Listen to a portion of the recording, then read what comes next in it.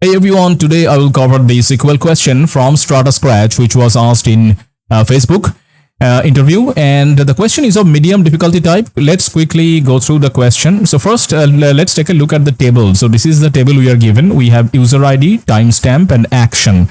An action can be page load, scroll down, scroll up, page exit, etc. So these are the activities on a Facebook page. Now the problem is calculate each user's average session time. A session is defined as a time difference between a page load and page exit. For simplicity, assume a user has only one session per day, and if there are multiple of the same events on that day, consider only the latest page load and earliest page exit. Output the user ID and their average session time. So the expected output is of this form. Now the important point is that they're saying consider only the latest page load and earliest page exit in case the user has multiple login session. So that means that session duration is equal to the time difference between the latest page load and earliest page exit. But this will only make sense if the earliest page exit is after the latest page load. And as to the approach hint, they are saying that select from the table only events that are crucial for analysis, that is page load and exit. Yeah, of course, because in the action there are quite a few different actions, but we only are concerned about page load and exit. Consider different cases that appear in the dataset, and for users loading the page multiple times, assume that there is a unique page visit within the hour. Alright, I'll start my approach here.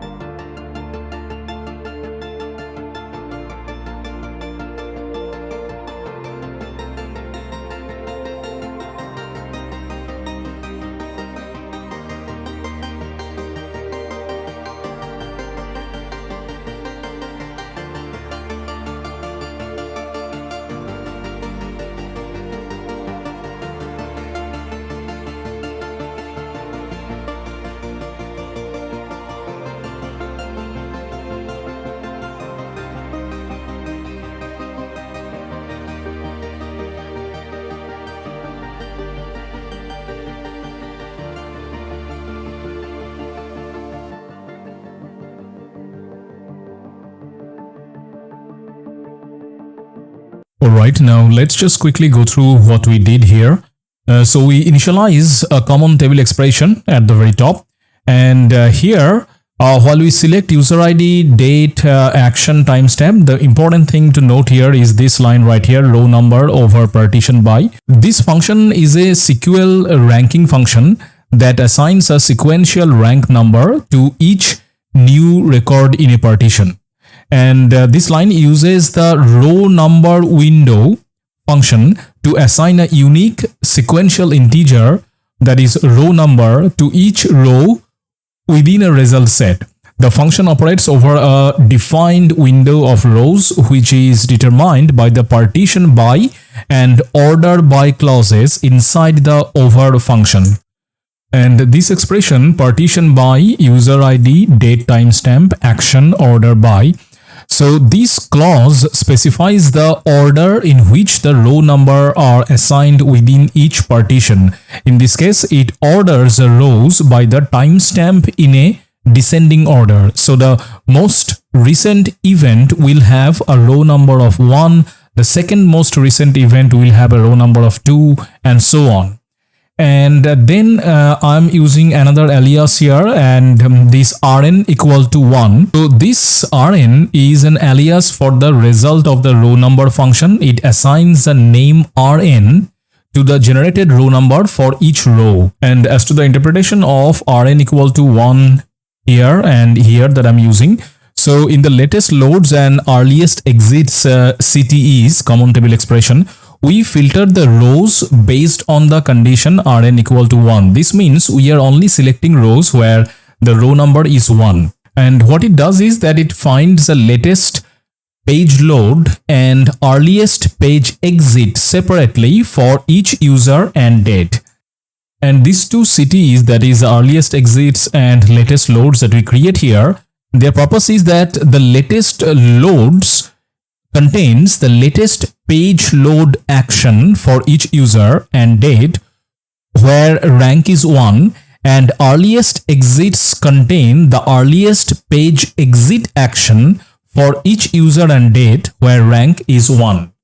And of course the rank is determined again by this rn equal to 1. And after these two cities, finally here, that is in the last block, we join the latest loads and earliest exit CTEs on the user ID and date, and we add condition to ensure that the page exit timestamp is greater than the page load timestamp. This is to ensure that the earliest page exit comes after the latest page load for each user and date. Then we calculate the average session time using the timestamp diff function and group the results by user ID.